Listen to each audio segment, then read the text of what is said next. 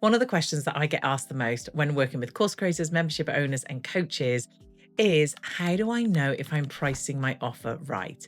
They have all sorts of questions around, do I need to put my prices up? Is it too expensive? Should I be charging more? How do I know if it's the right price? And should I just pluck a figure out of the air?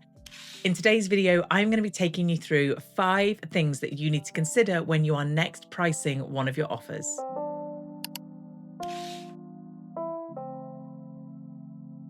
If we've not met, my name's Teresa Heath-Wareing, and I help course creators, membership owners, and coaches build online businesses that they love. And in these videos, I bring really tactical and strategic things that you can do to help grow your online business through growing your audience, through having effective launches, and learning how to sell online. If this is you, I would love it if you hit the subscribe button, and every single week I'll be releasing a new video that helps you get closer to the business that you dream of. So when it comes to pricing, it's one of the things that I get asked about the most. My customers want reassurance that they are pricing their offers correctly.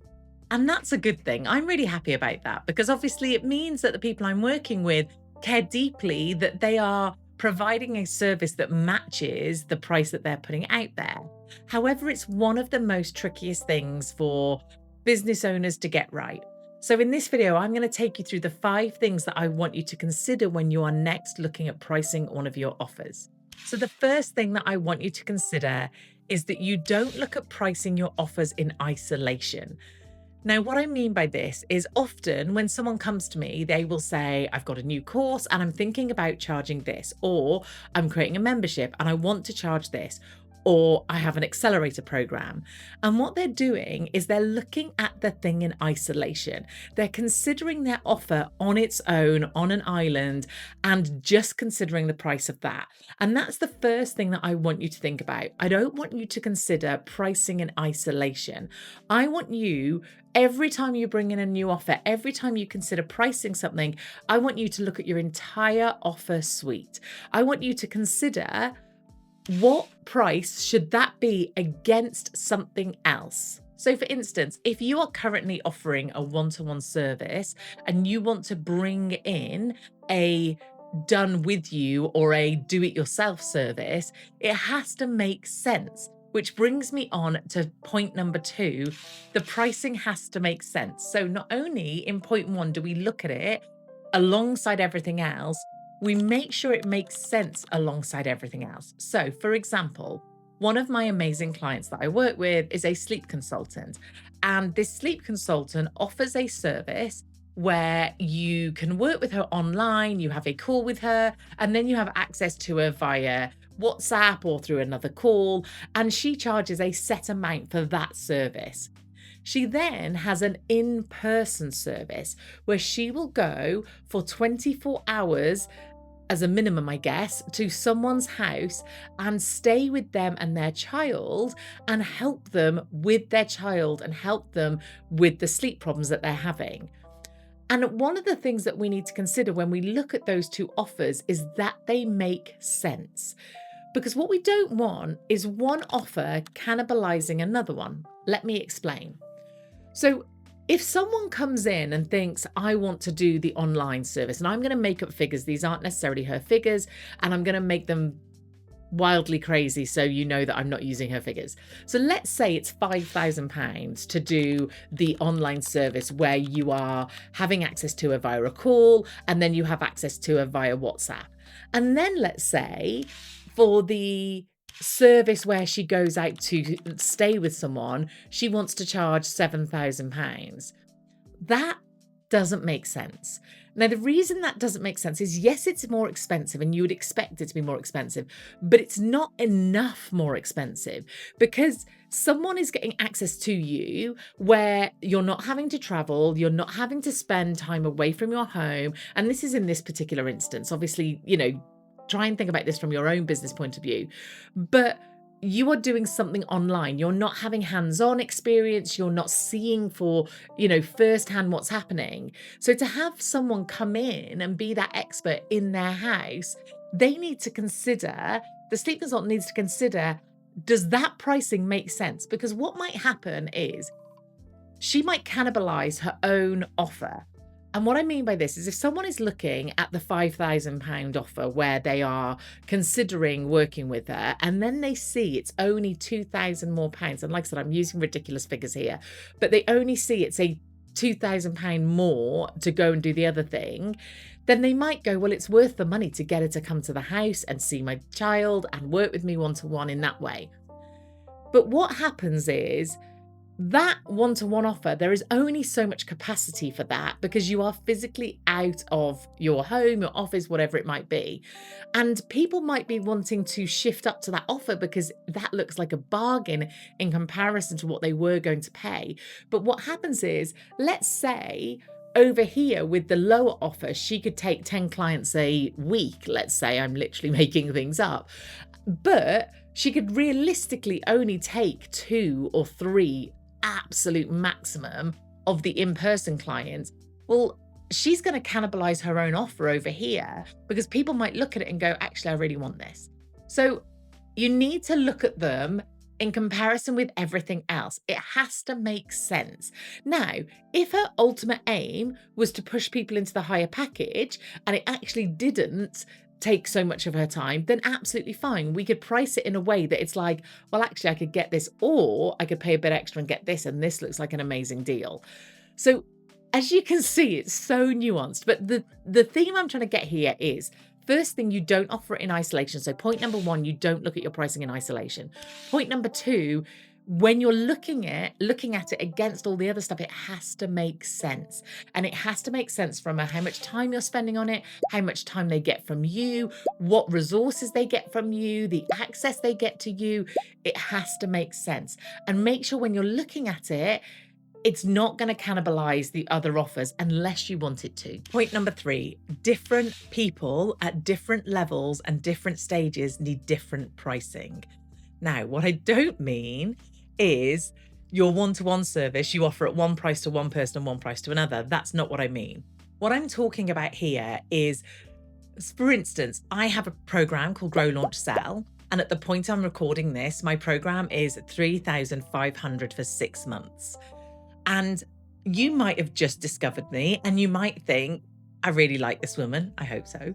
But you might think, I like what she's saying. I really enjoy her content and I really love to work with her. But I don't know her well enough yet. And therefore, I am not willing to invest that kind of money. Again, I offer one-to-one services, and my one-to-one services are £12,000 for 6 months. And again, you might think I'd love to work one-to-one, but I don't know enough about her. I'm not confident enough, and therefore I'm not willing to pay that at that point. Now, the mistake that people can make is think that because someone might buy a lower cost thing, they won't ever buy a higher cost thing. But the truth is they might need just to test you out and see what you're like before making that bigger decision. Now, if you have nothing that they can buy at a lower cost, then that's going to make it really difficult for them. What I'm talking about here is you might want to have a small thing, a guide, a template, something like that, that you are selling at a much lower cost, or a small training that you're selling at a much lower cost, that you're not seeing as a massive revenue arm, but more as a warming someone up. Now, we can absolutely sell things at a lower cost and have that as a massive revenue arm and really focus on bringing in money from that. But all I'm asking you to consider is that it might be that you have something lower cost as something that someone can test you on, or at least get to know you and see how you are. Now, this brings me nicely onto explaining the ascension model. Now, if you're listening to this episode and not watching it on YouTube, you might want to head over to YouTube to just see what I'm putting on screen now. But basically, it's a triangle and it has various different levels. And the ascension model basically is that you have something at a lower cost, you have something at mid cost, and you have something at high cost. Now, I've given you some examples of what I think the costs might be, but it's not hard and fast. Depending what industry you are marketing in and you are working in, your low cost might not be the low cost I'm showing on screen. It might be higher than that, and your high cost might be really high cost. So again, I'm just showing you as examples. So your low ticket offers might be anywhere between $10 or pounds all the way up to $100 or pounds. And like I said, this would be things like mini workshops, templates, swipe files, kind of really quick and easy wins, but at a low cost. Then your mid-ticket offer might be something like a more in-depth course, or a slightly more mid-touch thing. So it might be a course with some group stuff, or it might be a membership. And this might be priced anywhere between $197 or pounds all the way up to $1,000 or even $2,000, depending on what industry you're in. And then your high ticket programs might be things like coaching or consultancy. And this tends to be much higher touch, i.e. you get to work with me. So for instance, it might be anywhere between $2,000 all the way up to kind of $8,000, pounds, whatever it might be. So this ascension model, what this does is it allows your customers to step in and get support, firstly, where they need it from a price point, but also they get to test you out on some of the lower things before they make a bigger commitment. Now, am I saying that someone will not find you and immediately pay a bigger price? No, that's not what I'm saying. But those tend to be much longer conversations and one-to-one conversations. But if you have something at a lower price, then people can be swirling in your world and move up through your ascension model. I kind of covered it off in point number 3, but point number 4 is about those lower cost offers doesn't mean you're offering something for cheap. That's not what that's about.